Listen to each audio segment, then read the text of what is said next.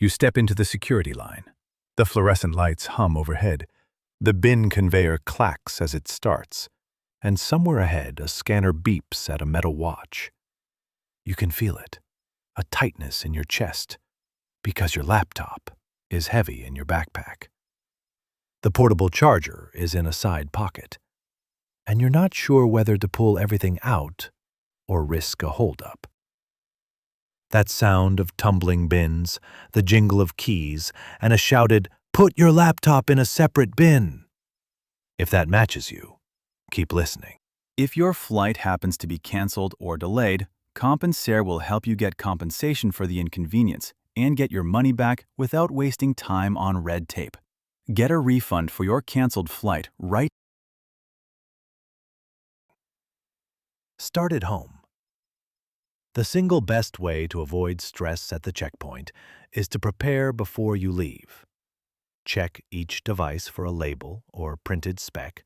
Most power banks show milliamp hours and voltage, or a watt-hour rating. If you only see milliamp hours, convert milliamp hours to watt-hours with this quick formula. Watt-hours equals milliamp hours divided by 1,000 times volts. Most phone power banks list 3.7 volts internally. A 20,000 milliamp hour pack is roughly 20,000 divided by 1,000 times 3.7 equals 74 watt-hours. Print or screenshot your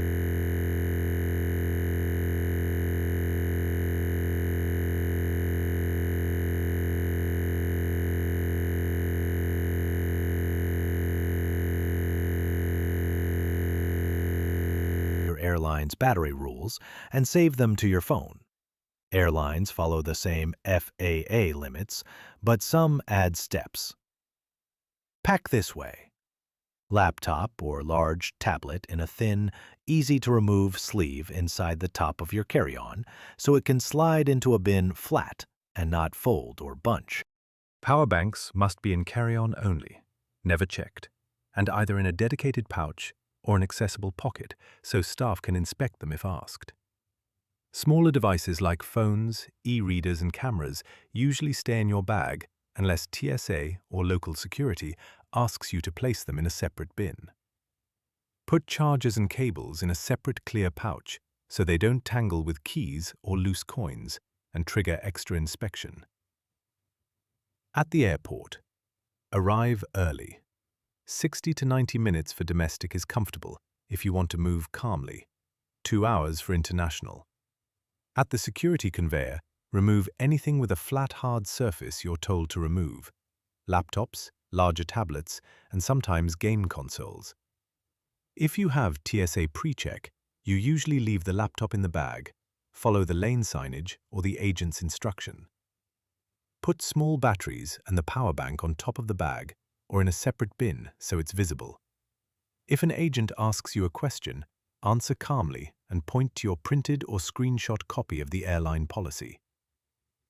Why these rules exist.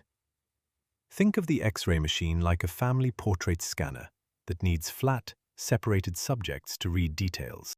When items overlap, a laptop on top of a jacket with a power bank tucked inside, the image blurs and the machine can't reliably identify a battery or a hidden compartment. Separating electronics is the airport's way to make sure the scanner sees the outline and the density of each item clearly, the same way you flatten receipts to scan them at home. Concrete risks and costs.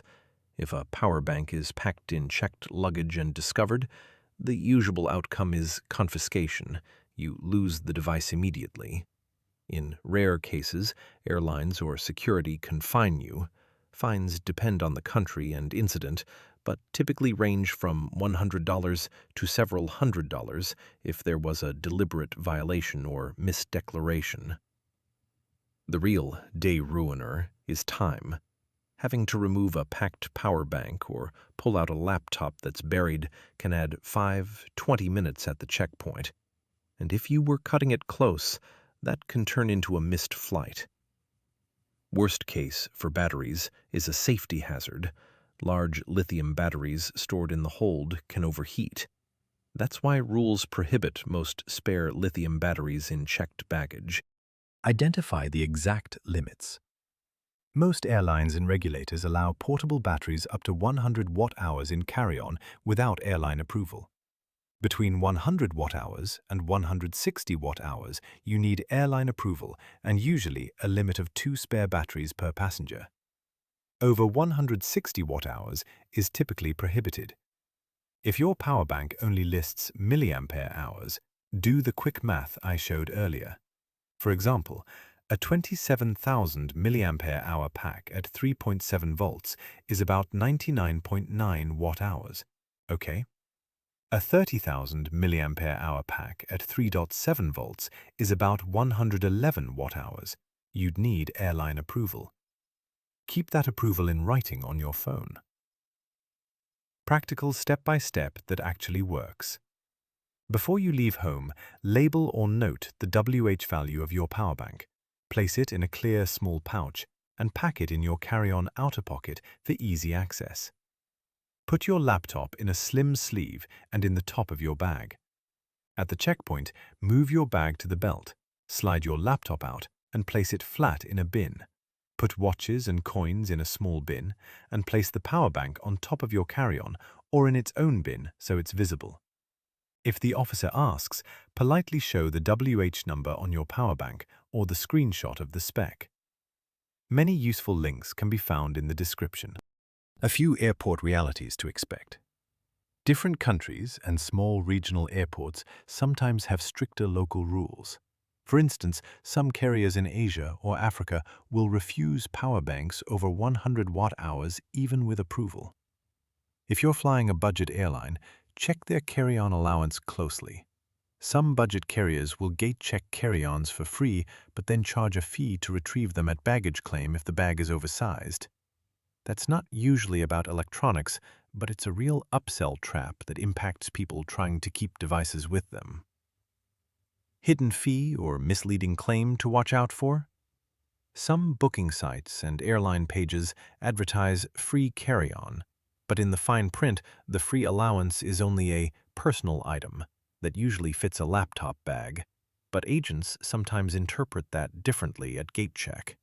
If an agent says your laptop bag must be checked because the plane is full, you can politely ask to see the exact carry-on dimensions on the carrier's policy page and show your boarding pass. If the airline still insists, ask for the bag tag and a confirmation of how to retrieve the bag at your destination to avoid extra fees. Also beware of airport kiosks or vendors that sell battery inspection stickers or approval labels. These are scams. They do not change a battery's legal status. Refuse upsells by stating the rule and asking for the supervisor if needed. How to refuse confidently. Keep a screenshot of the FAA or your airline battery policy on your phone and the product spec showing watt-hours. When turned away, say calmly, "I'm within the allowed limit and the item is in my carry-on. May I show you the specification?" If an agent still forces you to check the device, ask for written documentation or a tag so you can trace it at destination. That reduces the chance of permanent loss and gives you evidence to file a complaint later. Cheapest, safest option. Buy a compliant power bank under 100 watt-hours that lists watt-hours or clearly shows voltage and milliampere hours, and keep it with you at all times. Use a slim laptop sleeve so your laptop is easy to remove. If you travel infrequently, a small dedicated pouch for chargers and spare batteries is the simplest investment. It costs $10.20 and prevents the most common delays. If you buy a mid-size power bank for longer trips, check airline approval steps ahead of time and email the airline if you're unsure. A short checklist before you go. 1. Convert milliampere hours to watt-hours and note it. 2. Move spare batteries and power banks to carry-on only. 3. Put laptop in an easy-to-remove sleeve. 4. Keep chargers in a separate clear pouch. 5. Screenshot airline battery policy and save it. 6. Arrive early. Final candid note. Security procedures feel intrusive, but they are designed around preventing hidden batteries and making X-rays readable. Most travelers who prepare this way go through smoothly. The minor extra time at home saves stress at the checkpoint and reduces the chance of confiscation or fines. If this helped, tap like now and subscribe for more clear airport tips. If you have questions about a specific power bank model or a particular airline, drop the model and carrier in the comments and I'll answer with the quickest rule and the WH conversion. Please like the video and subscribe for more practical travel tips and safe travels.